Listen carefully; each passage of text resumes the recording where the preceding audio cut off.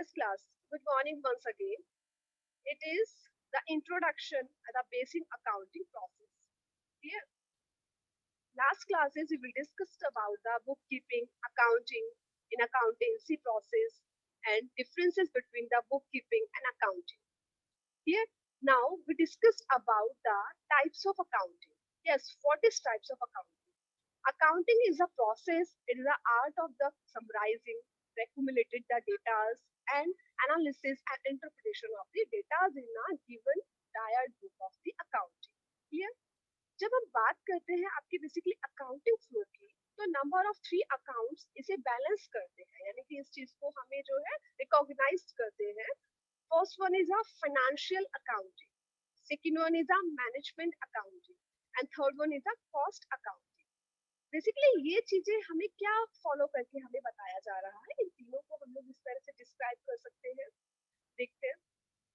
देखिए, नाम से हमें आइडिया लग रहा है financial accounting. Financial accounting basically it is a defined as a process of recording, classification, summarising, analysing and interpreting the financial transactions. That means जितना भी हम लोग डे टू डे शेड्यूल में किसी भी बिजनेस एंटरप्राइजेस के रिगार्डिंग टर्मिनोलॉजीज को use कर रहे हैं, मटेरियल आया और मटेरियल के बेसिस पे हम लोगों ने जो उसकी फाइनेंसिंग किया, जितना मनी आया, कितना मनी इनफ्लो हुआ, कितना मनी आउटफ्लो हुआ, उस बैलेंसेस को हम लोग एक फाइनेंशियल ट्रांजैक्शन के बेसिस पे टैली कर लेते हैं. क्लियर? उस बेसिस पे जब हम लोग उसकी अकाउंटिंग करते हैं तो हमारा फाइनेंशियल और आपका इकोनॉमिकली ट्रांजैक्शन वेरी करता है, उसको बताता है कि कहाँ किस बेसिस पे इंफॉर्मेशन एंड डेटास का आपको कम्युनिकेशन करना है, ट्रांजैक्शंस को फुलफिल करना है. क्लियर? तो इस बेसिस पे हमारा फाइनेंस जो है पूरी अकाउंटिंग फ्लो को मैनेज करके चलता है, और वो कौन करते हैं? हमारे नंबर ऑफ अकाउंटेंट्स.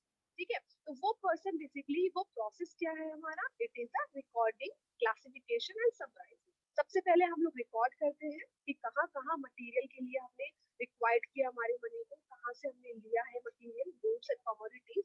फिर हम क्लासिफाई करते हैं कि किस किस पोर्शन से हम लोगों ने लिया है, किस किस जगह से वो पैसा आया है. क्लियर? समराइजिंग हो जाता है, एनालिसिस करते हैं कि कहीं हमने बाय डिफॉल्ट कोई मिस्टेक तो नहीं कर दिया है. क्लियर? चेकआउट करते हैं हम लोग, और फिर उसके बाद टैली एंड कम्युनिकेट करते हैं. तो वहां बेसिकली वो अकाउंटिंग का फ्लो जो है, this is your financial accounting. Second one is management accounting. What is it mean of the management? Management यानी कि जो बेसिकली आपके पूरे एंटरप्राइजेस ऑर्गेनाइजेशन को मैनेज करके चल रहा है. क्लियर? आपकी मैन पावर, आपके मैनेजर्स, आपके lower managers, subordinates, coordinators, you will manage to the all team. यानी जो बेसिकली बिजनेस को चला रहा है और बिजनेस को मैनेज कर रहा है अपने डिसीजंस लेकर, अपने नंबर ऑफ टेक्निक्स को इशू करके, या फिर नंबर ऑफ प्रोसेसेस जो बताए जा रहे हैं. तभी हम लोग जब बात करते हैं, किसी भी कॉर्पोरेट में जाते हैं, किसी भी एंटरप्राइजेस में हम लोग एंट्री करते हैं, तो वहाँ पे बेसिकली थ्री क्राइटेरिया हमें बताया जाता है. यानी कि आपका lower management, next middle management, और लास्ट आपका top higher management. Top higher management basically आपको जितने भी ऑनर है, यानी कि जितने भी हमारे प्रोप्राइटर्स हैं, जिनका बिजनेस है, जिस जो बिजनेस में कैपिटल लगाए हुए हैं, बेसिकली वो बिजनेस रन कर रहे हैं अपने नाम से, तो वो हमारे कौन हो जाते हैं? आपके अपर लेवल मैनेजमेंट, यानी कि top level management. Clear? Second होते हैं middle level management, it is your managers. Clear? Managers जो बेसिकली आपको जो वहां से ऑर्डर मिला, जो डिसीजन मिला, उसको प्लान करता है, कंट्रोल करता है, और नेक्स्ट उसको कंट्रोलिंग के साथ भी फुलफिल करता है. और नेक्स्ट होता है लोअर मैनेजमेंट. लोअर मैनेजमेंट में हमारे एम्प्लॉयज आते हैं, हमारे सुपरवाइजर्स इंक्लूड है. बेसिकली जो मैनेजर्स को प्लान दिया गया, उसने प्लानिंग किया, उसने उस पर कंट्रोल ऑर्गेनाइजिंग किया, और फिर फाइनली उनको कंट्रोल करने के लिए कौन आ गए? हमारे एम्प्लॉयज. तो ये जो प्रोसेस है, जो डिसीजन मेकिंग प्रोसेस है, ये प्रोसेस, ये टेक्नोलॉजीज हर एक ऑर्गेनाइजेशन, हर एक एंटरप्राइजेस उसको फॉलो करके चलता है. क्लियर? बहुत कॉम्प्लेक्सिटी हो जाती है, बहुत डायनामिक प्रोसेस हो जाता है. देन उस प्रोसेस के लिए बहुत सारा हमें रिसोर्स रिक्वायर्ड होता है. रिसोर्स यानी कहाँ से किस तरह से हमें मटेरियल्स, कमोडिटीज, गुड्स किस तरह से बैलेंस करना है, मैनेज कैसे करना है, how to manage the quality of the resource, how to manage the quality of the materials. Clear? How to manage the persons of the human resources. तो basically उस फैसिलिटीज को हमें अपने तरीके से कैसे प्रोड्यूस करना करना है, कैसे मैनेज करना है, इंफॉर्मेटिव कैसे करना है, अपर लेवल से मैनेजर्स के पास और मैनेजर से हमारे लोअर लेवल मैनेजर्स के पास। तो वहां पे इन तीनों का जो सर्कमस्टांसेस है, जो स्ट्रक्चर है, जो बेसिकली कम्युनिकेशन है, उसको मैनेज हमारा एक डिसीजन पावर के बेसिस पे हम लोग करते हैं। क्लियर? हर एक ऑर्गेनाइजेशन में यही चीज होती है। सेम एज इट इज हम लोग हमारी फैमिली में हमारे फादर जो है वो एक टॉप लेवल मैनेजमेंट की तरह हमें गाइड करते हैं। हम लोग के फिर पेरेंट्स के बाद जो है जितने भी नंबर ऑफ कैंडिडेट्स है, कोई भी एक्सवाइजेड आपके सिस्टर ब्रदर, कोई भी एक्सवाइड जो पर्सन है उसको समझते हैं, कंट्रोल करते हैं और उसकी बेसिस पे मेजरमेंट करते हैं। तो कुल मिला के आपके मैनेजर्स का डिसीजन मेकिंग बहुत इंपॉर्टेंट होता है। उसके इम्प्लीमेंटेशन हमारे नंबर ऑफ एम्प्लॉइज करते हैं जो ऑर्गेनाइजेशन के साथ डील करके चलते हैं। तो वो मैनेजरियल स्किल आपकी रिक्वायर्ड होती है आपके मैनेजमेंट अकाउंटिंग प्रोसेस में। And next one is cost accounting. Cost accounting basically cost क्या होता है? कॉस्ट यानी कि जब भी कोई भी हम लोग बिजनेस स्टार्ट कर रहे हैं तो उस बेसिस पे हम लोगों ने जो जो एक्सपेंसेस किया है, जो जो हम लोगों ने उस पे एक्सपेंसेस करके कोई मटेरियल परचेज किया, तो ऑब्वियस सी बात है कि आपने उसे ले तो लिया है लेकिन आपको पेमेंट तो करना ही पड़ेगा टाइमली। पेमेंट नहीं करेंगे तो फिर तो हमारा ड्यू पेमेंट शो होगा, हमारी लाइबिलिटी हो गई, हर टाइम पे हमारे हेडेक रहेगा, अरे मुझे पेमेंट तो करना ही था, मैंने पेमेंट नहीं किया है ना। तो वहाँ बेसिकली आपका कॉस्ट जो है वो वेरीफाई करता है उस एक्सपेंसेस को जो बेसिकली आपके बिहाफ पे हुआ और उसको टाइमली आपने पेमेंट करना भी पड़ेगा। So that means cost accounting is defined as the process of the accounting for the cost। यानी कि जो कॉस्ट के लिए आपके प्रोसेस को डिफाइन कर रहा है वही आपका क्या हो जाएगा, जिसकी आपके बिहाफ पे आपका जो है इम्पोर्टेंट टॉपिक हो जाएगा। यहाँ इम्पोर्टेंट चीज जो है वो आपका क्या होना चाहिए कि अकाउंटिंग के फ्लो को मैं कैसे मैनेज करना चाहिए, यानी कितना मैंने इनकम जनरेट किया, कितना मैंने एक्सपेंसेस किया है। क्लियर? एक्सपेंसेस करना और आपकी इनकम गेन करना हर एक प्रॉफिट का सिनेरियो होता है, हर एक बिजनेस का बेसिकली कॉन्सेप्ट होता है। बिजनेसमैन यही चाहता है जितना मैं एक्सपेंसेस कर रहा हूँ तो उससे कहीं गुना ज्यादा मुझे अगर प्रॉफिट अगर अचीव हो जाता तो मेरे लिए बहुत अच्छा है, मेरे लिए बहुत अच्छा ऑप्शन तैयार हो रहा है। नेक्स्ट ईयर में और ज्यादा फ्यूचर फोरकास्ट कर लूंगा, फ्यूचर प्लानिंग कर लूंगा और बहुत अच्छे स्केल पे मैं एक अच्छा जो है एंटरप्रेन्योर्स बन सकता हूँ, बहुत अच्छा बिजनेस सेटअप करके चल सकता हूँ। तो बेसिकली आप जो जो एक्सपेंसेस कर रहे हो उसको पीरियडिकली स्टेटमेंट के बेसिस पे पीरियड वाइज आप उसको कैलकुलेट करते हैं जो एक्सपेंसेस कर रहे हैं और उस पे जो इनकम आपके बन के आ रही है उसको एड ऑन करके चलते रहते हैं टाइम टू टाइम शेड्यूल के अकॉर्डिंग। तो वही आपका managerial skill that is your cost accounting concept को फॉलो कर रहा है। ठीक है, next slide. Yes, that is your responsibility accounting. Responsibility accounting is the one of the most important tools of the management account. Clear? हर किसी portion का responsibility जो होता है फिक्स किया जाता है। यानी कि आज यदि मान लीजिए हम आपको एक लेक्चर दे रहे हैं, बहुत अच्छा सा लेक्चर प्रोवाइड करना चाहते हैं, तो वहां पे ये चीज पॉसिबल नहीं होती कि हमें अपना लेक्चर फ्री कर देना है आपको पढ़ा के, नहीं। रिस्पॉन्सिबिलिटी ये होता है कि आपको जो लेक्चर प्रोवाइड किया जा रहा है वो प्रॉपर आपके अच्छे से अंदर तक जाए, आप उसको लर्न कर रहे तो आपको वो चीज समझ में आ जाए, है ना। तो वहां बेसिकली हर एक ऑर्गेनाइजेशन में, हर एक कोचिंग में, हर एक इंस्टीट्यूशन में, हर एक बेसिकली कॉर्पोरेट में आपको ये टूल एक इम्पोर्टेंट वर्क पर्सन को जो है दिया जाता है जो उसकी परफॉर्मेंस के अकॉर्डिंग होता है। क्लियर? उसकी प्रायोरिटीज के बेसिस पे होता है। तो वहां उसको रिस्पॉन्सिबिलिटी उसकी आपकी परफॉर्मेंस आपकी प्रायोरिटीज के बेसिस पे डिफाइन किया जाता है कि बेसिकली पर्सन अकाउंटेबिलिटी है भी या नहीं, पर्सन में परफॉर्मेंस है भी या नहीं, जो बंदा आपको प्रोवाइड करना चाहता है। क्लियर? तो responsibility accounting it is a very different individual and increase your efficiency of the each of the day. Clear? आपका एफिशिएंसी, हर एक पर्सन जो है हर एक चीज में एफिशिएंट नहीं होता है। ठीक है, हर एक पर्सन जो होता है वो गुड लिसनर नहीं होता है, वो टॉकेटिव नहीं होता है, काफी अच्छा इंप्रेसिव नहीं होता है ना। तो वो एक कॉन्फिडेंशियल प्रोसेस नहीं होता है। तो बेसिकली वो सारी चीजें जो है कुल मिला के ऐसे पर्सन को ही हम रिस्पॉन्सिबिलिटी देते हैं जहां वो उस रिस्पॉन्सिबिलिटी को इजी मैनर में अच्छे से कॉन्फिडेंटली एक्सेप्ट कर पाए। क्लियर? अपनी एफिशिएंसी को अच्छे से इंक्रीज कर पाए। तो वो accounting that is your responsibility accounting. Next slide, move on. Human resource accounting.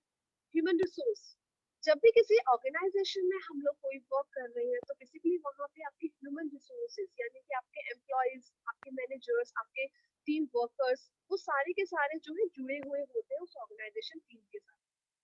Clear?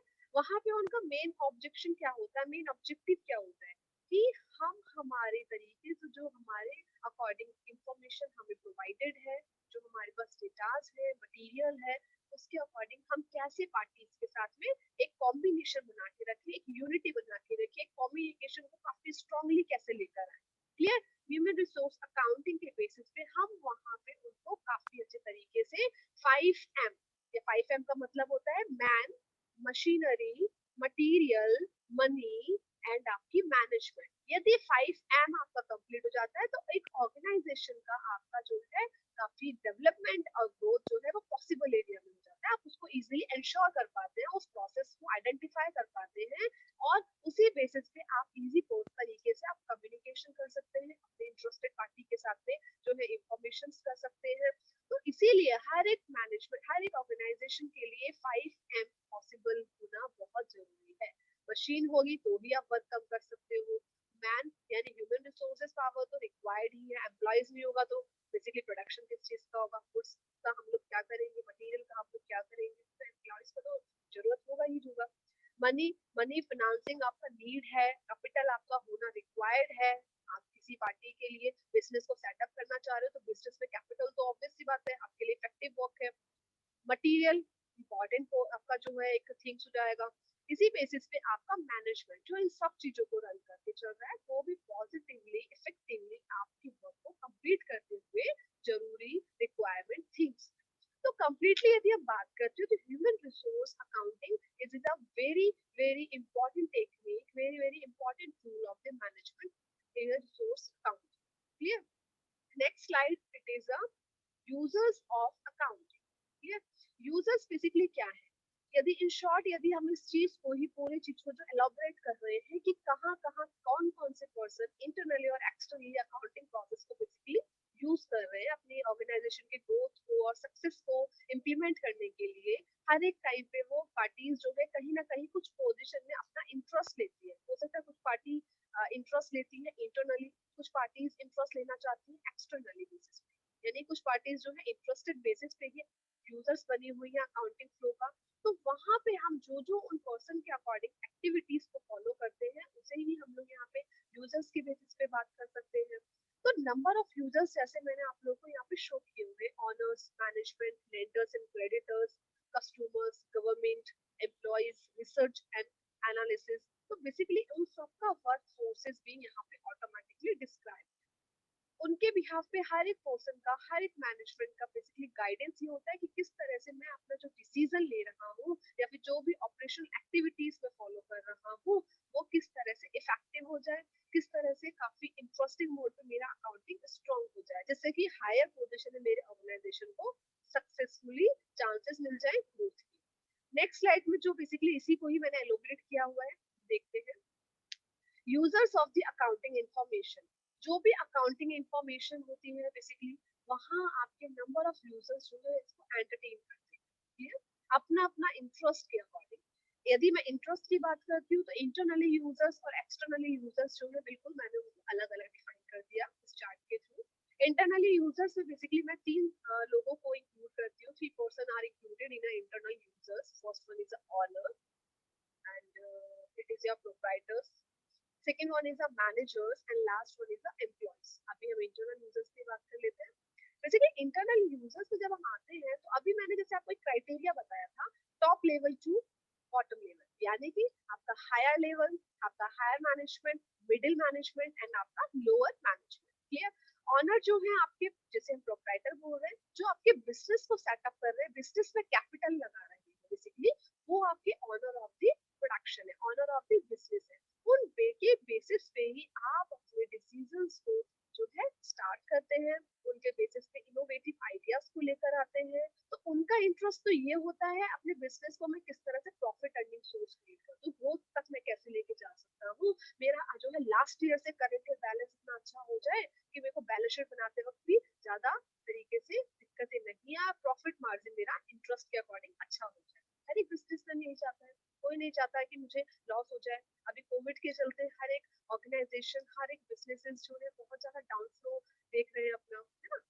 Higher growth पे थे और एकदम से एक ऐसे लेवल पर आ गए हैं कि कॉस्ट कटिंग हो रही है, यानी कि वहां उनके पास अच्छा प्रॉफिट मार्जिन नहीं सेट हो पा रहा है। तो इस बेसिस पे हमारे ऑनर्स क्या करते हैं, आपके हर एक शेड्यूल पे कुछ प्लान करते हैं, कुछ रिकमेंडेशंस देते हैं, कुछ न्यू इनोवेटिव आइडियाज को डेवलप करते हैं, कुछ नया इंफॉर्मेटिव अपडेट करना चाहते हैं अपने बिजनेस को अपग्रेड करने के लिए। That is called the, it is a part of the honours efficiency. And next one is the managers.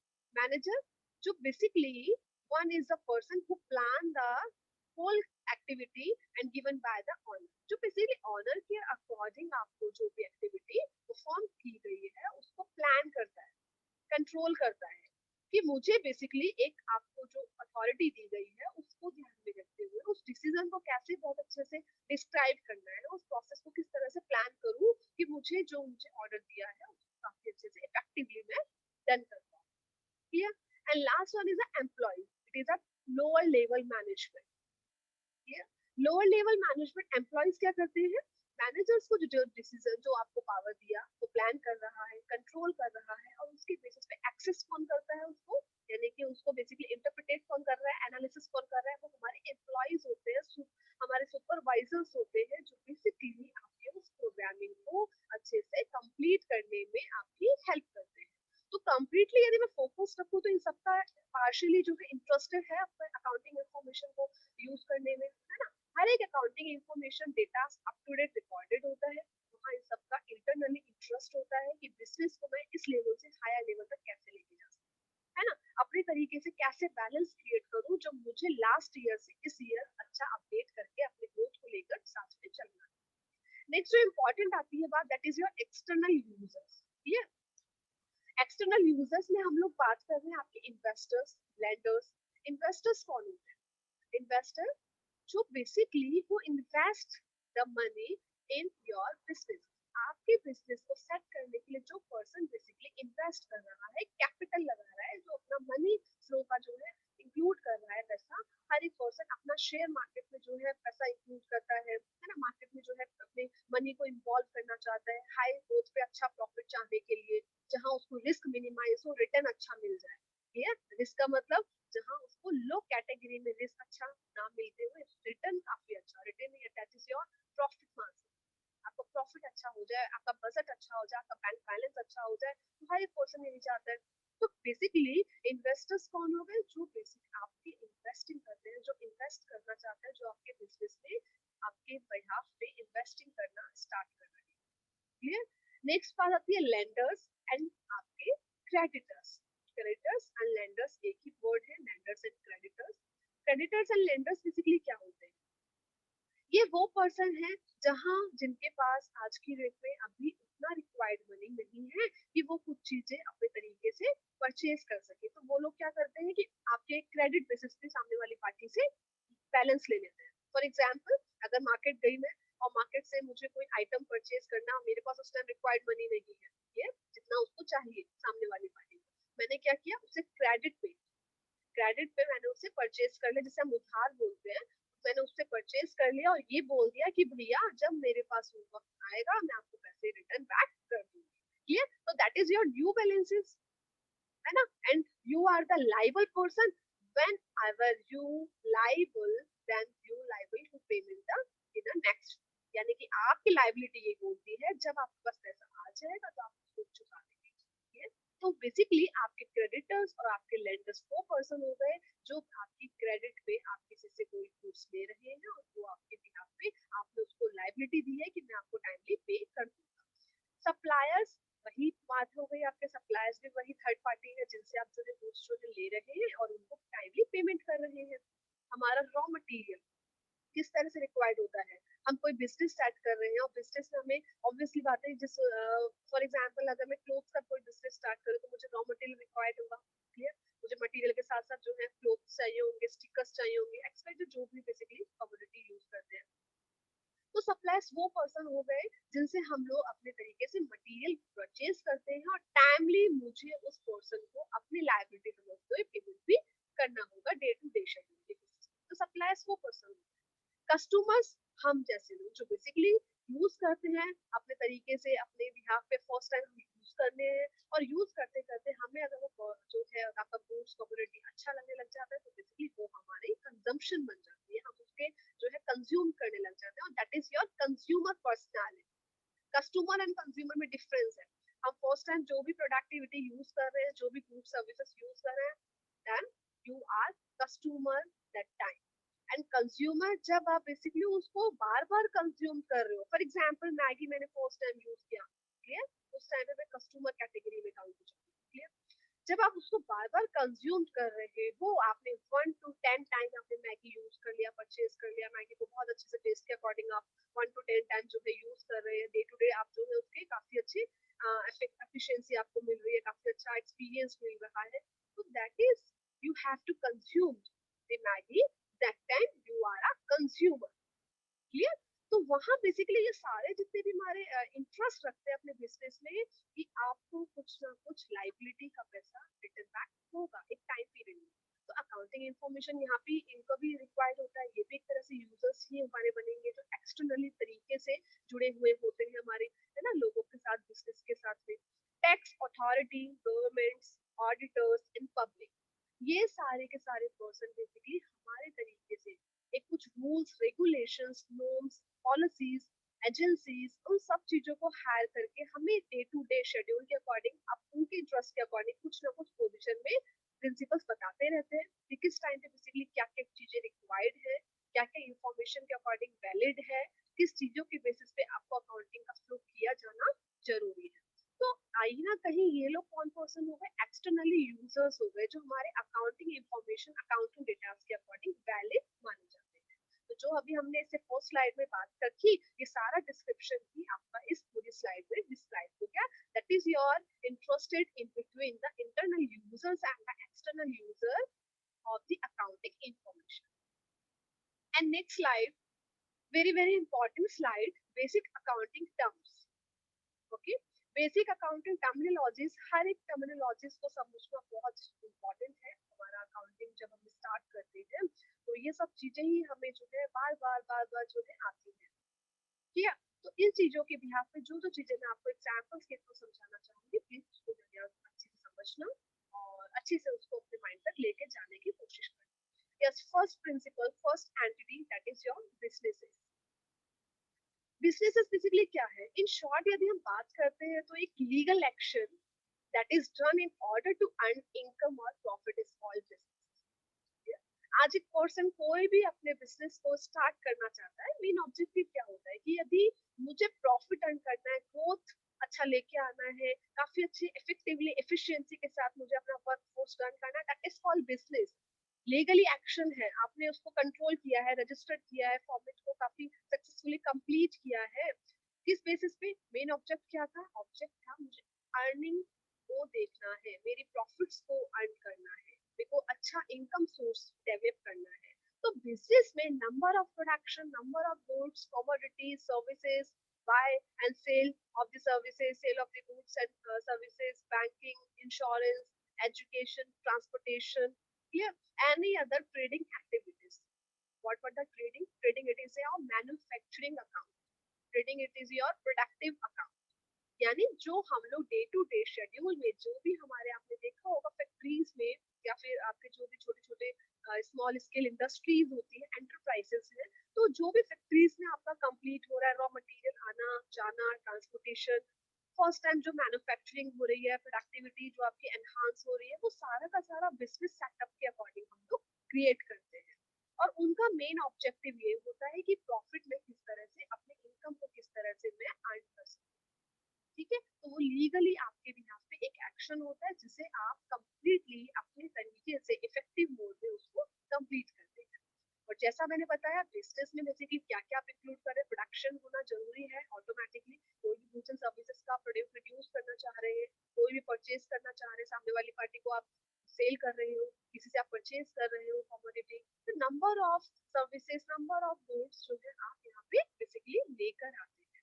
Transportation का मतलब क्या है, आप कोई भी अपना जो है, अगर कोई भी एक्सवाइटेड शॉप ओपन करके बैठा हुआ है, वो बिजनेस सेट किया हुआ है, आपने कोई गोडाउन छोटा सा बना लिया है ना, आपके गुड्स को लाना ले जाना, ट्रांसपोर्टेशन एक्सपेंसेस भी वेरी करता है ना।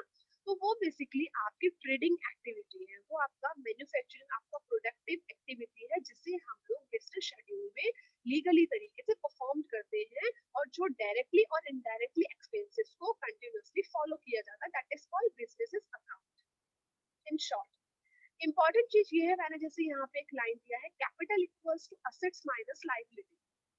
इसका मतलब क्या है, एक पर्सन जो बेसिकली पूरी कैपिटल अपना लगाए हुए है उस बिजनेस में, वो पर्सन मेरा ऑनर है, जिसे मैं बोल सकती हूँ राइटर है, दोनों नाम हो सकते हैं।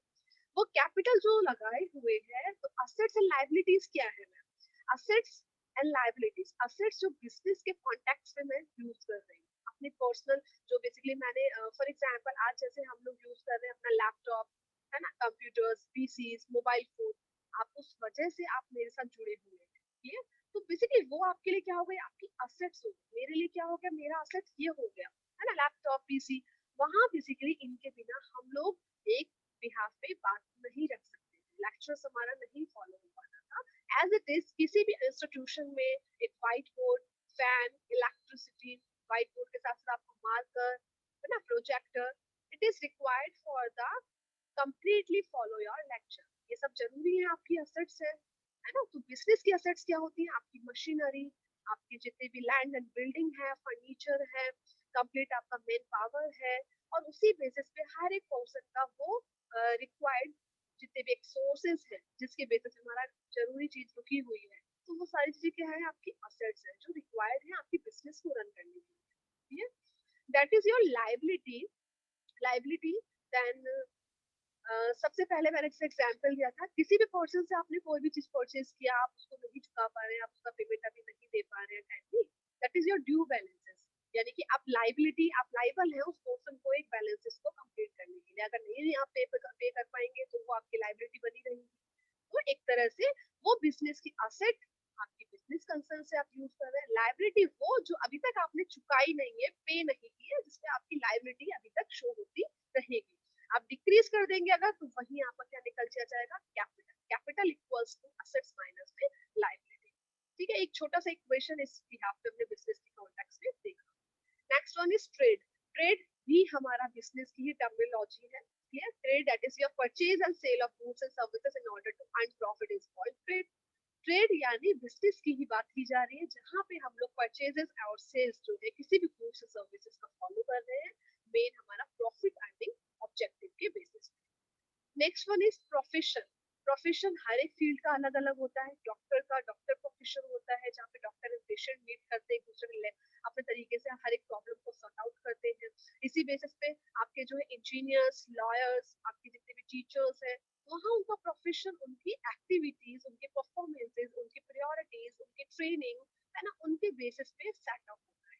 तो बेसिकली उनका मेन ऑब्जेक्टिव क्या होता है, जैसे फॉर एग्जांपल आज यदि हम लोग आपको टीच कर रहे हैं, स्टडी दे रहे हैं, आपको कुछ मटेरियल प्रोवाइड करने का कोशिश कर रहे हैं, तो वहाँ हमारे ऑब्जेक्टिव क्या है कि प्रॉफिट अर्निंग, बिल्कुल। लेकिन उसके साथ साथ आपका ये भी एक ऑब्जेक्टिव होता है कि जिस चीज को हम कंटेंट को शेयर करना चाह रहे हैं, वो अप्रोप्रिएट मैनर में आप तक पहुंच जाए, आपको उसका अच्छे से इजीली उसका जो है कंप्लीटली प्रॉफिट एनालिसिस हो पाए।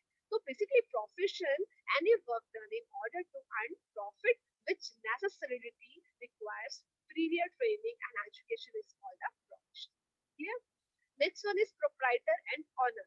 अभी हम लोगों ने इस पे बात किया, जो भी पर्सन बिजनेस में अपने कैपिटल लगाए हुए हैं, या फिर जो इन्वेस्ट कर रहा है मनी अपने बिजनेस को आगे रन आउट करने के लिए, ग्रोथ के पर्सपेक्टिव से वो अपना प्रॉफिट चाहता है, और उसी बेसिस पे वो पर्सन कौन हो गया, owner of the business, proprietor of the business. Clear? तो वहां बेसिकली हमारे प्रोप्राइटर्स को, जैसे मैंने नेचर डिफाइन किया हुआ है, उसका नेचर बहुत डिफरेंट डिफरेंट तरह से हो सकता है। एक sole enterprises, sole trade enterprises, that means एक आपका सिंगल पर्सन यदि कोई बिजनेस रन कर रहा है, सोल का मतलब होता है सिंगल। सिंगल पर्सन अगर कोई बिजनेस रन कर रहा है, तो वो पर्सन खुद ही क्या हो जाएगा, एक ट्रेडर हो जाएगा, बिजनेस सेट करने वाला पर्सन हो जाएगा, वही बिजनेस लगा रहा है, वही बिजनेस चला रहा है, कैपिटल वही पर्सन इंक्लूड किए हुए हैं। इसी तरीके से पार्टनरशिप फॉर्म, पार्टनरशिप में बहुत सारे पार्टनर्स होते हैं, वो पार्टनर्स कौन हो जाएंगे, आपके प्रोप्राइटर्स, जो number of communities, number of investment, number of money, number of capital लगाए हुए हैं। इसी बेसिस पे कंपनी में जितने भी हमारे शेयर होल्डर्स होते हैं, जो बेसिकली अपना अपना शेयर डिस्ट्रीब्यूट करते हैं, अपना प्रॉफिट मार्जिन कैलकुलेट करते हैं, वो पर्सन कौन हो जाएंगे? प्रोप्राइटर्स। ये next slide, that is your capital. Capital क्या होता है? कैपिटल बेसिकली जो भी अमाउंट आप लगा रहे हैं इनिशियली प्रोप्राइटर्स के अकॉर्डिंग, जो बिजनेस को रन करना चाहते हैं किसी भी तरीके से बिजनेस को आगे बढ़ाने के लिए, तो वहां आपका number of cash, goods, commodities, assets, वो सारी चीजों का टोटल अमाउंट जिसपे एक पर्सन, एक प्रोप्राइटर, एक ऑनर अपना फुल ऑफ कैपिटल लगाए हुए हैं, है ना, वो कैपिटल का फॉर्म ही जो बिजनेस कंसर्न से हम लोग यूज कर रहे हैं, that is called capital form. Clear? अब कैपिटल हम लोग लगा तो रहे, लेकिन उसके पीछे क्या करने का मेन ऑब्जेक्टिव होगा? मैंने अपना कैपिटल लगा दिया, लेकिन मैं ये सोचूंगा कि मुझे करना क्या है, कैपिटल तो मैंने लगा दिया है, मुझे आगे जरूरत क्या होगी कैपिटल लगाने के बाद? तो ऑब्वियस सी बात है, हर एक पर्सन अपने बिजनेस को एक ऐसी पोजीशन तक लेके जाना चाहता है ना, प्रॉफिट अर्न करना चाहता है। लास्ट ईयर से इस ईयर काफी अच्छा हाई अर्निंग प्रॉफिट मांगता है, या फिर ये बोला जाए कि कॉम्पिटिटिव मार्केट में अपने ही बिहाफ पे अपने कॉम्पिटिशन को काफी स्ट्रॉन्ग एक मूवमेंट को लेकर आना चाहता है, कि जिसके बेसिस पे उसकी जो असेट उसने यूज किया बिजनेस के पॉइंट ऑफ व्यू से, तो वहाँ उसके एक्सपेंसेस के बिहाफ पे उसकी इनकम बहुत ज्यादा अच्छी हो जाए, और उसी बेसिस पे उसको प्रॉफिट मार्जिन ज्यादा अच्छा मिल जाए। इसीलिए लिखा है मैंने, in other words the excess of assets over liability is a capital. यानी कि अभी हमने डिस्कस का जो है पढ़ा था, capital equals to assets minus liability. Asset जितना ज्यादा होगा, लायबिलिटी उतना कम होगा, वही मेरी पूरी कैपिटल है, वही मेरी इनकम है, वही मेरा प्रॉफिट मार्जिन सोर्सेज है। Next slide, that is your assets. अभी हम लोगों ने बहुत अच्छा डिस्क्राइब किया था कि बिजनेस के कॉन्टेक्स्ट में यदि मैं बात करती हूँ, तो असेट्स मेरी क्या हो जाएगी? आपका मशीनरी, आपका human resources, that is your employees, managers, है ना, आपके जितने भी वर्कफोर्स है, यानी कि बेसिकली आपके all resources business having economic value, that is called the asset, जो इनका कहीं ना कहीं एक इकोनॉमिक वैल्यू है, एक प्रॉफिट मार्जिन सिनेरियो है, जो कहीं तरीके से आपके बिजनेस को रन करने में हेल्प करते हैं। आपका मशीनरी, आपका मटेरियल, आपके मैन, आपके मेथड्स, है ना, या फिर नंबर ऑफ आपकी fixed assets, fixed asset that is your land and building, plant and machinery, furnitures, ये सभी चीजें हमारे बिजनेस को आगे रन करने के लिए रिक्वायर्ड है, जरूरी है, जिनकी बेसिकली हमें आज को बिजनेस को रन करने में हेल्प मिलती है। तो इस बेसिस पे हमारे बिजनेसमैन जो है इन असेट्स का सही यूटिलाइजेशन प्रॉपर्ली करते हैं। अब इसे मैंने दो तरह के असेट्स में तोड़ दिया है। First one is your fixed asset and second one is your current assets. Fix assets जिनका बेसिकली हम बिजनेस को सेटअप करने के लिए, यानी लॉन्ग टर्म हम चाहते हैं कि यदि मैं कोई एसेट में पैसा लगाऊं, मनी अपना लगाना चाहती हूँ, तो उसका मुझे आगे जाके फ्यूचर वैल्यू में काफी अच्छा प्रॉफिट मिलता रहे, काफी अच्छे उस पर जो है मुझे अच्छा अमाउंट जो है रिसीव होता रहे, है ना। जैसे मेरा लैंड एंड बिल्डिंग, कोई आपने लैंड परचेज कर लिया बिजनेस के लिए, उसका आपको आगे वाले टाइम तक भी काफी अच्छा उसका फुलफिलमेंट मिलता रहेगा, प्रॉफिट मिलता रहेगा। फर्नीचर आपने परचेज कर लिया, वैसा तो नहीं फर्नीचर सिर्फ मैंने आज के लिए परचेज किया होगा, बिजनेस चला रहे हैं भाई, तो बिजनेस के लिए फर्नीचर भी रिक्वायर्ड होगा, है ना। इसी बेसिस पे आपने कोई भी, आपका लैंड हो गया, बिल्डिंग हो गया, फर्नीचर हो गया, प्लांट हो गया, वो हम परचेज करते हैं हमारे लॉन्ग टर्म ऑब्जेक्ट को कंप्लीट करने के लिए, that is called fixed asset, जिसे हम लॉन्ग टर्म के लिए, लॉन्ग टाइम के लिए हम लोग परचेज करके चल रहे हैं, that is your non current asset. वो मेरी करंट असेट्स नहीं है। करंट असेट्स क्या होती है बताएंगे नेक्स्ट में। वो मेरी नॉन करंट असेट्स नहीं होती है, that is your fixed asset, जिनका प्राइस ऑलवेज फिक्स्ड रहता है, लॉन्ग टर्म के लिए जरूरी है मुझे कि आगे जाके भी उसकी मुझे फ्यूचर में वैल्यू काफी अच्छी रिकॉग्नाइज्ड होगी, और उसका प्रॉफिट मैं आज भी यूज करूंगी, और वो कोई भी चीजें ऐसी नहीं है जिसका मैंने आज यूज किया मैं वो नेक्स्ट टाइम यूज नहीं आएगा। बिजनेस चला रहे हैं तो बिजनेस के लिए इक्विपमेंट्स, आपका लैंड, बिल्डिंग, फर्नीचर ऑटोमेटिकली मुझे रिक्वायर्ड है, जो हर टाइम जरूरी रहेगा, वो आपको लॉन्ग टर्म में भी उसको सर्वाइवल के लिए जरूरी मानेंगे। Next one is current assets. Current assets basically क्या होता है? ये जितने भी असेट्स होते हैं जो बिजनेस के कॉन्टेक्स्ट में हम लोग यूज कर रहे हैं, वो आपका ओनली 1 ईयर बेसिस पे होते हैं, that is your short time period objective attain. यानी कि आपका ओनली 1 ईयर के प्रोसेस पे जब हम लोग कोई भी असेट यूज करते हैं, वो हमारी करंट असेट्स के लिए ही कंसिडरेबल मानी जाएगी, जिसको बेसिकली मैं इजीली कन्वर्ट कर सकती हूँ इन कैश के फॉर्म में आपका 1 साल के बीच में। For example raw materials, clear. इसी बेसिस पे आपकी फिनिश्ड गुड्स, जो आपका रेडी हो चुका है गुड्स, और आप उसको जो है सामने वाली पार्टी को सेल कर देते हो, या फिर सेल करने के बाद उसका आप क्या ले रहे हो? Receivable, that is your cash amount. आपने कैश में कन्वर्ट कर दिया after the sale, that is your current asset. ये करंट असेट्स आप अपने तरीके से उसको शॉर्ट टाइम के लिए अपने कैश में कन्वर्ट कर सकते हैं, that is policy behind the current assets. For example नीचे दिया हुआ है cash balances, bank balances, raw materials, आपके डेटर्स। डेटर्स क्या होते हैं इसमें आएंगे हम अभी इन्हीं टर्मिनोलॉजीज पे भी। ओके तो दो हमारी असेट्स पे हम लोगों ने बात किया, fixed assets and current assets. Fixed assets automatically fixed है, प्राइसेस लॉन्ग टर्म में, यहाँ पे सर्वाइवल है बिजनेस के लिए, तो वहाँ वो असेट्स आपको रिक्वायर्ड होते हैं, that is your fixed assets. Current assets जो बेसिकली मेरे शॉर्ट पीरियड के लिए मुझे यूजेबल है और उसको मैं इजीली 1 ईयर के बेसिस पे कन्वर्ट कर सकती हूँ in a cash form. Clear, that is your current assets. Next one is your liabilities. Yes, the amount the business on to the others. यानी आज मैंने आपसे 100 रुपीज ले लिया, आप तो मैम के पीछे ही लग गए कि मैम 100 रुपीज दीजिए, आपने लिए थे अभी तक चुकाए नहीं, मुझे पेमेंट अभी लाइबल, आप लाइबल हो उसको पेमेंट करने के लिए। Yes, I am a liable person. तो बेसिकली आप क्या करते हो, उसको लाइबिलिटी को तब तक दिखाते रहते हैं, लाइबल पर्सन से आप तब तक बोलते हैं जब तक वो आपको पेमेंट नहीं कर देगा। तो वही क्या है, मेरी बिजनेस की लाइबिलिटीज है। तो बेसिकली आप कोई बिजनेस के कॉन्टेक्स्ट में कोई अमाउंट आपका बैलेंस अभी भी बचा हुआ है, अभी आपका ड्यू पेमेंट दिख रहा है, दूसरे को देना है, तो ऑब्वियसली बात है आप लाइबल है, आपको देना पड़ेगा, चुकाना तो पड़ेगा, ये अमाउंट देना ही होगा, ऑब्लिगेशन है कि आपको पेमेंट करना ही करना है। तो वो कॉन्टेक्ट में हमारा लाइबिलिटी वही आपकी चीजों को दिखाएगा। अब लाइबिलिटीज को मैं दो तरीके से आपको जो है डिस्क्राइब कर सकते हैं, एक है लॉन्ग टर्म लाइबिलिटीज, एक है short term liabilities. Long term liabilities, long term यानी कि 0 to 5 और infinite periods of the time. Okay, and short period of the liability that is 0 to 1 year. ये हमेशा ध्यान रखिएगा, दोबारा भी नहीं बताऊंगी। लॉन्ग टर्म यानी कि आपका 0 to इनफाइनाइट पीरियड के लिए हम लोग कोई पॉसिबिलिटी कैपेबिलिटीज को देखते आ रहे हैं। लेकिन शॉर्ट टर्म क्या है, बेसिकली आपका 0 to 1 ईयर पॉलिसीज के अकॉर्डिंग हम कोई भी प्लानिंग, कोई भी प्रोग्रामिंग कर रहे हैं, that is your short term policies. Liability जब हमारी लॉन्ग टर्म बेसिस पे हम लोग यूज कर रहे हैं, तो वहाँ इजीली हमारे पास बहुत अच्छा वो होता है पेशेंस कि हम आफ्टर 1 ईयर भी उसका जो है पेमेंट कर सकते हैं।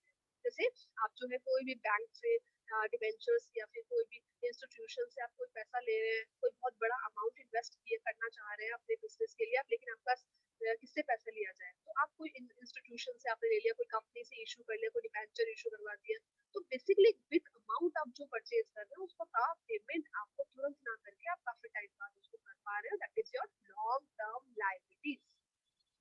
शॉर्ट टर्म लाइबिलिटीज क्या है, बेसिकली शॉर्ट टर्म लाइबिलिटीज जिसको आपको पे करना है with in a 1 year contract. ठीक है, तो वहां जैसे आपके क्रेडिटर्स है, आपके बैंक ओवरड्राफ्ट है, कि आपका जो बैंक से आपने जो आपकी लिमिट्स वो बढ़ती जा रही है, आपको पेमेंट उसका आपको 1 साल के भीतर ही कम्प्लीटली पेमेंट कर देना।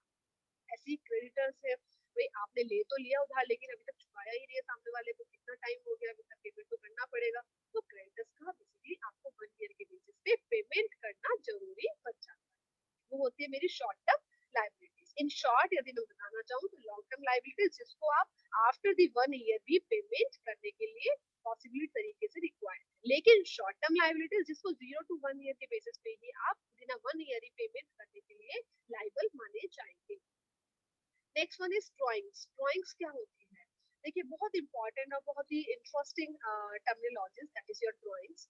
ड्राइंग्स बेसिकली जो भी हमारे प्रोप्राइटर्स के अकॉर्डिंग बिजनेस को रन करने के लिए हम लोग जो प्राइवेट और पर्सनल यूज कर रहे हैं, वो उन गुड्स एंड कमोडिटीज का जो रिक्वायर्ड है किसी बिजनेस को चलाने के लिए, दैट इज योर ड्राइंग। यानी कि फॉर एग्जाम्पल आज यदि मान लीजिए मैं कोई बिजनेस की ऑनर हूँ, प्रोप्राइटर हूँ, यार मैंने अपना कैपिटल लगाया हुआ है उस बिजनेस में, लेकिन अगर मैं वहां पे अपना कोई भी अपने घर का कोई भी एक्सवाइजेड, फॉर एग्जांपल मेरे छोटे ही भाई को अगर मैंने मान लीजिए कोई भी टाइप राइटर या फिर कोई भी एक स्मार्टफोन, एंड्रॉइड फोन कुछ भी परचेस करा दिया, तो आपका अमाउंट डिडक्ट कहाँ से माना जाएगा, आपकी कैपिटल से, आपके पॉकेट से ही माना जाएगा। लेकिन आपने जो एंट्री किया हुआ है अपने बिजनेस के कॉन्टैक्ट में, आपको डिडक्शन भी वहां दिखानी होगी, नहीं दिखाओगे तो बैलेंस शीट प्रॉपर नहीं मैच करेगा, है ना। तो ड्राइंग्स बेसिकली यही बोल रहा है, जो भी terminologies, goods, raw material, commodities आप अपने प्राइवेट और पर्सनल यूज के लिए बेसिकली विड्रॉ कर रहे हैं अपने कैपिटल अकाउंट से, अपने बिजनेस अकाउंट से, वो आपका ड्राइंग्स में कंसिडरेबल माना जाएगा, उसका डिडक्टेबल अमाउंट भी आपको शो करना जरूरी होगा। ये तो वही बात हो गई ना, मेरा तो अब घर अलग हो गया है, आपका बिजनेस अलग हो गया। बिजनेस का कोई टर्मिनोलॉजी आप देखते हुए आप घर का कोई आइटम वहां से परचेज कर रहे हो और आपने वहां दिखाया भी नहीं, तो वो तो गड़बड़ हो जाएगा। लास्ट में बैलेंस शीट में पता लगेगा अरे मैंने ये एक्सपेंसेस तो किया था, है ना, लेकिन मैंने इसको शो ही नहीं किया है, ये तो गड़बड़ हो गया। तो आपको बेसिकली जो भी आप पर्सनल एंड प्राइवेट यूज के लिए, अपनी पर्सनल चीज के लिए आप कोई भी एक्सपेंसेस कर रहे हो, तो अपने कैपिटल में उसको डिडक्ट भी जरूर करना पड़ेगा, जिससे हमारा बिजनेस में हमें शो किया। तो वो हमारा जो कॉन्सेप्ट है, terminology, that is your drawings. Clear? Next one is goods. Goods सभी जानते होंगे आई थिंक, है ना। गुड्स क्या है? जो भी हम लोग मार्केट जाते हैं, मार्केट से जो भी नंबर ऑफ गुड्स जो है परचेज कर रहे हैं या फिर सामने वाली पार्टी को सेल कर रहे हैं, तो वो जो ट्रांजेक्शन है वो हमारा गुड्स और बेसिकली थिंग्स अमाउंट है, that is your goods. Clear? जो बिजनेस के अकॉर्डिंग हम परचेजिंग और सेल्स को फुलफिल कर पा रहे हैं, और वो गुड्स हमारा एक कमोडिटी है, वो हमारी एक थिंग्स है। अब गुड्स को जो है हम लोग इस तरह से तोड़ सकते हैं, वो आपका रॉ मटेरियल फॉर्म में भी हो सकता है। रॉ मटेरियल दैट मींस जैसे फॉर एग्जांपल आज मेरा कोई क्लोथ टी शर्ट्स का बिजनेस है। अब टी शर्ट में हमारा रॉ मटेरियल क्या होगा, फिनिश्ड गुड्स क्या होगा? रॉ मटेरियल हमारा होगा only cloth, only sticker, only pistols. लेकिन जब वो उसको हम कंप्लीटली लगा देते हैं, कंप्लीटली पूरा कर देते हैं, उस टी शर्ट को बनाने का प्रोसेस वो मेरा फिनिश्ड गुड्स में तैयार हो जाता है। फिनिश्ड गुड्स यानी कंप्लीट हो गया, 100% वर्क डन। रॉ मटेरियल में हम लोग स्टार्टिंग करते हैं, पहले हम क्लोथ्स लेके आएंगे, फिर उसमें स्टिकर्स लगाएंगे, फिर उसमें एक्सपायर्ड जो भी अपडेट करना है टेक्नोलॉजीज के अकॉर्डिंग वो अपडेट करेंगे। तो रॉ मटेरियल एक रॉ फॉर्म में एक हमारे पास मटेरियल है, उसको हम तैयार करते हैं फिनिश्ड गुड्स में। तो दोनों ही गुड्स का ही फॉर्म है, दोनों ही हमारा बिजनेस के लिए परचेजिंग एंड सेल्स के कॉन्टेक्ट में हम बात कर रहे हैं। तो वो हमारे बेसिस पे हमारी गुड्स को शो करता है। अब गुड्स जो होता है, हमेशा ध्यान रखिएगा, बहुत इंपॉर्टेंट चीज बता रही हूँ, ये आगे हमारी जर्नल एंट्रीज में भी काम आएगा। कभी भी हम हमारी जब भी एंट्रीज करते हैं, तो वहां पे जब हम बोलते हैं कि कोई गुड्स परचेज किया, आता तो यही है कि मैंने सामने वाली पार्टी से गुड्स परचेज किया, या फिर मैंने किसी पार्टी को गुड्स सेल किया, यानी किसी से खरीदा और किसी को सेल किया गुड्स। तो बेसिकली वहां पे हम गुड्स को अकाउंटिंग फॉर्म में गुड्स के नाम से नहीं शो करते हैं in a journal, in a recording of the books of the business transaction. हम वहां पे हमेशा परचेजेस या सेल्स को बेसिकली हम लोग इंक्लूड करते हैं। तो वहां गुड्स के बेसिस पे हम लोग क्या शो करते हैं? परचेजेस। हमेशा हम लोग गुड्स की जगह परचेज को ही लिखेंगे। ठीक है। नेक्स्ट हमारी जो बात आती है, यदि आप कोई गुड्स सेल करते हैं, तो वहां पे उस गुड्स को आप क्या लिखते हैं? सेल्स लिखेंगे। जब आपने किसी से गुड्स परचेज किया, तो ऑब्वियस सी बात है आप गुड्स नहीं लिखेंगे, वहां पे क्या लिखेंगे? परचेजेस। जब आप किसी किसी पार्टी को सेल किया, तो ऑब्वियस सी बात है वहां गुड्स नहीं लिखेंगे, आप क्या लिखेंगे? सेल्स। क्लियर? तो ये एक बहुत कॉमन फिनोमिना है, एक कॉमन कॉन्सेप्ट है, जो हमेशा आपको एंट्रीज में ध्यान रखना होगा। तीसरी इंपॉर्टेंट चीज, it is return as a stock if remain unsold at the end of the year. मैंने कल आपको बताया था फिनेंशियल ईयर क्या होता है, 1 अप्रैल टू 31 मार्च। क्लियर? 1 अप्रैल जो मेरा ओपनिंग स्टॉक मैंने स्टार्ट किया, यानी कुछ ना कुछ तो स्टॉक लगाना पड़ेगा स्टार्टिंग में, that is your opening stock. And में जो हमारा स्टॉक मतलब बच गया है, अनसोल्ड है, जो बिका नहीं है, जो सेल नहीं हो पाया, उसको आप नेक्स्ट ईयर में क्या कर लेते हो? दोबारा से ऑपनिंग स्टॉक बना लेते हो। भाई वेस्ट क्यों करना चाहिए? तो उस स्टॉक को कहीं ना कहीं यूटिलाइज कर लेते हैं, तो वो बेसिकली आपका क्या बन जाता है? ओपनिंग स्टॉक बन जाता है। तो कुल मिला के जो रिमेनिंग आपका अनसोल्ड स्टॉक है, उसे हम स्टॉक की फॉर्म में लिखते हैं, that is your closing stock. Yes, बहुत इजी टर्मिनोलॉजीज चारों ही। परचेजेस क्या होता है? हम मार्केट गए किसी बिजनेस के लिए, यदि कोई आप जो है परचेज कर रहे हैं, तो वो ओनली परचेजेस नहीं है। यहाँ पे बिजनेस के कॉन्टेक्स्ट में जब हम बात कर रहे हैं परचेजेस का, कोई गुड्स आपने परचेज किया, किस पर्पज से? For the resale. यानी कि मैंने परचेज किया 50 रुपीज में कोई भी प्रोडक्ट, अब मैंने ये चाहा कि क्यों ना मैं सामने वाली पार्टी को, तीसरी पार्टी को 55 में सेल कर दूं, 5 रुपीज का प्रॉफिट मैं अपनी पॉकेट में रखूं, है ना। स्मार्ट का जमाना है आज की डेट, बिजनेस को रन करना काफी अच्छा तरीका होना चाहिए, कैसे हमें बिजनेस को आगे सेटअप करना चाहिए, कैसे स्मार्टली हमारा जो है प्रॉफिट मार्जिन हम अच्छा बना पाए, लेकिन in positive attitude, negative attitude के साथ नहीं। तो बेसिकली वहां पे जो रीसेलिंग हो रही है परचेजेस की, तो आप परचेजेस कैसे करते हैं? Goods purchase for the resale purposes, that is called purchases. Clear? अब वो किसी भी फॉर्म में हो सकता है, रॉ मटेरियल फॉर्म में हो सकता है, या फिर आपका फिनिश्ड गुड्स के फॉर्म में हो सकता है। Purchases of assets is not called purchases because assets are not purchased for resale. हमेशा ध्यान रखिएगा, कभी भी असेट्स जो है वो हमारी रीसेल के पर्पज से आप परचेज नहीं करते हैं। कैसे? अगर मान लीजिए मेरे को बिजनेस के कॉन्टेक्स्ट में आज फिक्स असेट्स परचेज करनी है, for example land and building, plant and machinery, equipments, या फिर कोई भी एक्सवाइजेड, फॉर एग्जांपल आपका जो है मशीनरी, हम लोग परचेज करते हैं इस बेसिस पे नहीं कि मैं सामने वाले को रीसेल कर दूं, उसका फायदा उठा दूं। नहीं, मुझे बिजनेस के लिए चाहिए भाई, मुझे बिजनेस में प्रोडक्शन इंक्रीज करना है, ग्रोथ अच्छा बनाना है, प्रॉफिट मार्जिन अपना लेकर आना है, तो ये सब चीज तो मुझे जरूरी है, मैं क्यों रीसेल करूँ? तो यही चीजें आपको बताई गई है, ये सब चीजें क्या होती है, मेरी बिजनेस की असेट्स है जो बिजनेस के लिए जरूरी है, बिजनेस को रन करने के लिए। तो यहाँ पे आपकी परचेजेस का मतलब आपका असेट्स नहीं होगा, ध्यान रखिएगा, ठीक है। नेक्स्ट आती है बात sales. When purchases goods are sold, जब हम कोई गुड्स को परचेज करने, सॉरी सेल करते हैं सामने वाली पार्टी को, किस बेसिस पे? And profit are called sale. आपका प्रॉफिट अर्न करने के पर्पसेस से जब आप किसी पार्टी को जो भी गुड्स जो है परचेज किया और उसको सेल करना चाह रहे हैं, तो वहां पे ऑब्जेक्टिव रहता है आपका profit margin. Clear? That is called sales. When goods are sold for the cash, जब आप कैश में सेल करते हो तो कैश आपके पास आता है, जब आप क्रेडिट में सेल करते हो तो वो क्या कहलाती है? आपकी क्रेडिट सेल हो जाती है। तो दो तरह की सेल्स आपकी होती है, एक कैश सेल, एक आपका क्रेडिट सेल। कैश सेल जो आपकी सेल में आप कैश में ही आप सेल कर रहे हो, दूसरा होता है जो बेसिकली उधार पे आप सामने वाले को सेंड कर रहे हो, उसका कोई भी कमोडिटी, कोई भी goods, that is your credit sale. Next one is purchase return. Purchase return क्या है? आपने जो बेसिकली परचेज किया आप उसको रिटर्न कर रहे हो। किसी से आपने कोई गुड्स परचेज किया बिजनेस के लिए और बाय डिफॉल्ट कुछ उसमें प्रॉब्लम आ गया, डैमेज हो गया, कोई रीजन से आप उसको रिटर्न कर रहे हो सामने वाली पार्टी को, that is called purchase return. Clear? इसको हम दूसरा नाम क्या बोलते हैं? Return outwards. ये हमेशा ध्यान रखना माइंड में, हमारा जब हम लोग अकाउंट्स बनाएंगे तभी हमें required. Next is sales return. हमने सेल्स में क्या पढ़ा था? जब कोई भी गुड्स बेसिकली आप परचेज कर रहे हो सेल करने के लिए, यानी कि उसको सेल कर रहे हैं सामने वाली पार्टी को, प्रॉफिट अपना मार्जिन बनाए रखने के लिए, दैट इज कॉल्ड सेल्स। अब सेल्स रिटर्न क्या है? भाई जिस पर्सन को आपने बेचा उसको कोई ना कोई उसमें शिकायत दिखी, कोई प्रॉब्लम दिखी, उसने आपको रिटर्न बैक कर दिया। Clear? Goods once sold to the customer. Clear? आपने किसी कस्टमर को कोई भी गुड्स सोल्ड किया, कस्टमर को बाय डिफॉल्ट उसमें प्रॉब्लम दिख गई, कुछ डैमेज दिख गया, कुछ प्रॉब्लम्स आ गई जिसकी वजह से उसने आपको रिटर्न बैक कर दिया किसी रीजन की बेसिस पे, that is called sales return process. और उसे हम क्या बोलते हैं? Return invoice. आपके पास जो है पूरा का पूरा आ चुका है उसका कंप्लीट रिटर्न। क्लियर? ये नॉर्मल टर्मिनोलॉजी से सबने सुनी हुई होगी।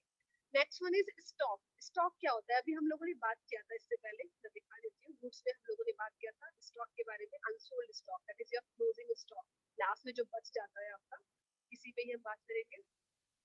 यस, स्टॉक क्या है? These are goods when sold in the business at the end of the year. अभी हम लोगों ने यही बोला था, जब आप स्टार्ट करते हैं कोई बिजनेस को सेटअप करते हैं, तो ओपनिंग में जो मटेरियल आपके पास रिक्वायर्ड है that is your opening stock, क्योंकि बिजनेस स्टार्ट करना है तो कुछ ना कुछ तो हमें चाहिए होगा।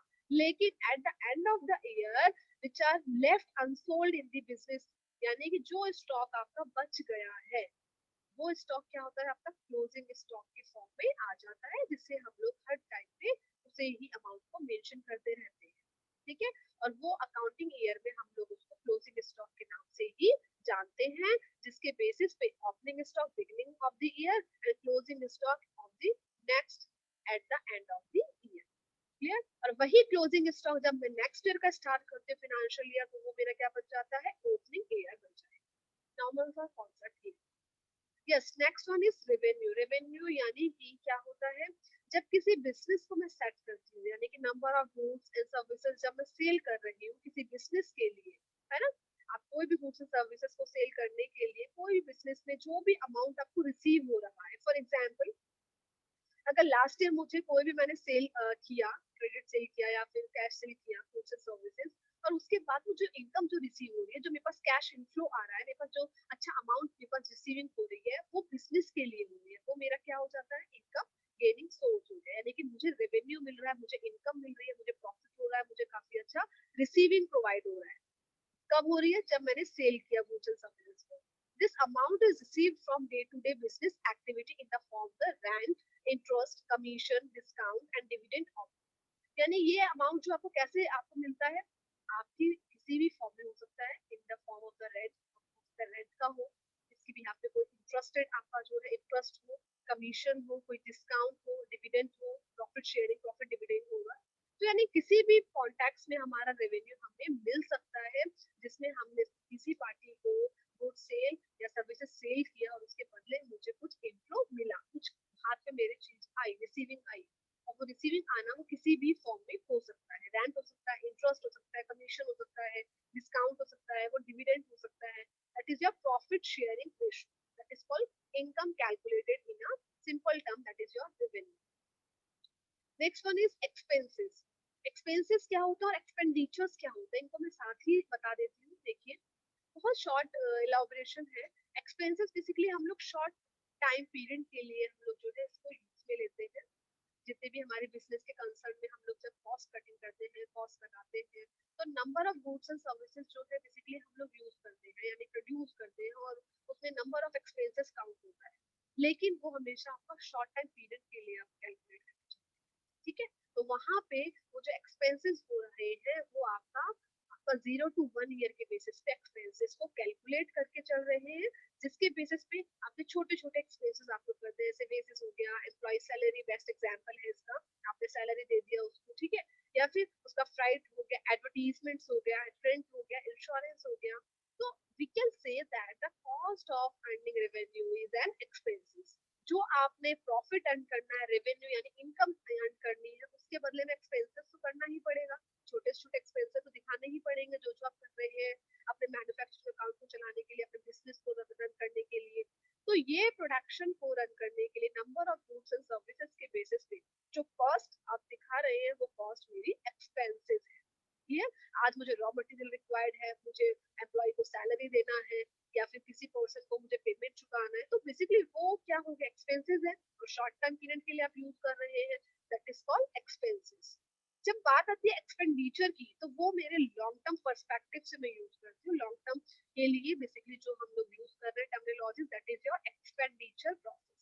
लेकिन मेन आपका जो है ऑब्जेक्टिव क्या है इसके पीछे, increasing goal and profit earning capacity of the business. किसी बिजनेस का प्रॉफिट और गोल आपको अचीव करना है, इंक्रीज करना है प्रॉफिट, वो बेसिकली मेरे एक्सपेंडिचर को दिखाता है। For example, land and building, plant and machinery, आपने लॉन्ग टर्म के लिए सोचा कि मैं आज ही असेट को परचेज कर लेता हूँ तो बिजनेस मेरा स्ट्रॉन्ग चलेगा, है ना, अपडेट रहूंगा मैं टेक्नोलॉजीज के चेंजेस से भी, कॉम्पिटिटिव मार्केट में मैं स्टैंड कर पाऊंगा। तो काफी बड़ा अमाउंट, बल्क अमाउंट जो है, ह्यूज अमाउंट कैपिटल जो है वो आपका लगाना पड़ा, ठीक है। तो बेसिकली उसका पेमेंट भी आप काफी टाइम तक दे सकते हो, ऐसा नहीं होता है कि एक साल में ही आपको चुकाना है। तो बेसिकली एक्सपेंडिचर क्या हुआ, वो एक्सपेंसेस के कंपैरेटिवली लॉन्ग टाइम पीरियड के लिए इजी सोर्स है जहां हम अपने प्रॉफिट मार्जिन कैपेसिटी को बिजनेस के तरीके से जज कर सकते हैं। तो डिफरेंस समझ में आ गया होगा। एक्सपेंसेस छोटे छोटे एक्सपेंडिचर होते हैं, उस कॉस्ट को हम लोग हाईलाइट करते हैं बिजनेस के point of view, that is your expenses in a short time zone, completely calculated in expenses. लेकिन एक्सपेंडिचर्स क्या है, expenditures basically long term phenomena को लेकर आता है, लॉन्ग टर्म कॉन्सेप्ट, टाइम को बेसिकली बाउंड करता है। जितने भी आपके बिजनेस के लंबे लंबे प्रोजेक्ट्स हैं, लंबे लंबे इक्विपमेंट्स हैं, या फिर काफी टाइम के लिए आपके मैन्युफैक्चरिंग जो एक्सपेंडिचर्स आप लोग कर रहे हैं, वो सारे बिजनेस की कैपेसिटी को चला रहे हैं, दैट इज कॉल्ड एक्सपेंडिचर। और उनका मेन ऑब्जेक्टिव होता है जो अमाउंट पेड किया गया उसका काफी इंटरेस्ट, काफी आपका प्रॉफिट, काफी इनकम रिसोर्सिंग आपके बिजनेस को मिलता रहे। For example, land and building, plant and machinery and furniture, clear. Next one is income. Income भी आप लोग जानते हैं, किसी बिजनेस में कैपिटल लगा दिया, उस कैपिटल जितना ज्यादा इंक्रीज होता जाएगा आपके लास्ट ईयर से करंट ईयर में, अब करंट ईयर से फ्यूचर प्लानिंग आप आगे आने वाले टाइम के लिए करते हैं, तो फोरकास्टिंग में भी आपने बहुत अच्छा प्लान किया होगा, स्ट्रेटेजीज बनाई होंगी, प्लानिंग किया होगा, कुछ ना कुछ चेंज की होंगी, अपडेशन किया होगा, है ना, पॉलिसीज में कुछ ना कुछ चेंजेस किया होगा। तो बेसिकली आपका जो कैपिटल आपने लगाया वो day to day day one activities में अगर इंक्रीज होता जा रहा है, काफी अच्छे तरीके से कैपिटल को आप डे बाय डे अच्छे से बनाए जा रहे हैं, कैपेसिटी को ग्रोथ कर रहे हैं, that is called income sources of the business activity. अब बात आती है कि बेसिकली आपका जो इनकम है वो किस तरह से एक्सिस और आपकी लोअर कैटेगरी को डिफाइन कर रहा है, ये तो वहां हम लोग जो बात करेंगे उसी बेसिस पे हमारे एक्सपेंसेस को काउंट करेंगे। इनकम बेसिकली जो है वो एक तरह से excess of revenue over expenses is also called income. यानी इनकम जब बात कर रहे हैं, आपका रेवेन्यू क्या हुआ?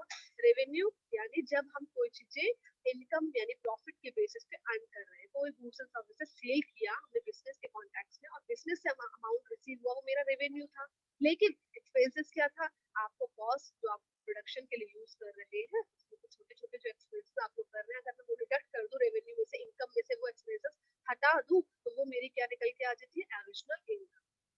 वही बात हो गई, मार्केट गए हम लोगों के पास, मम्मी ने 100 रुपीज दिए, है ना, कोई भी चीजों को आप अच्छे से लेके चल रहे हो, तो वो मेरे रिसीविंग अमाउंट है, वो मेरी रेवेन्यू है, मुझे मम्मी ने दिया है 100 रुपीज। 100 रुपीज में आपने छोटे छोटे एक्सपेंसेस करके आपने 50 रुपीज वेस्ट कर दिया। 100 - 50, ओरिजिनल इनकम कितनी बनी हमारे पास? 50 रुपीज।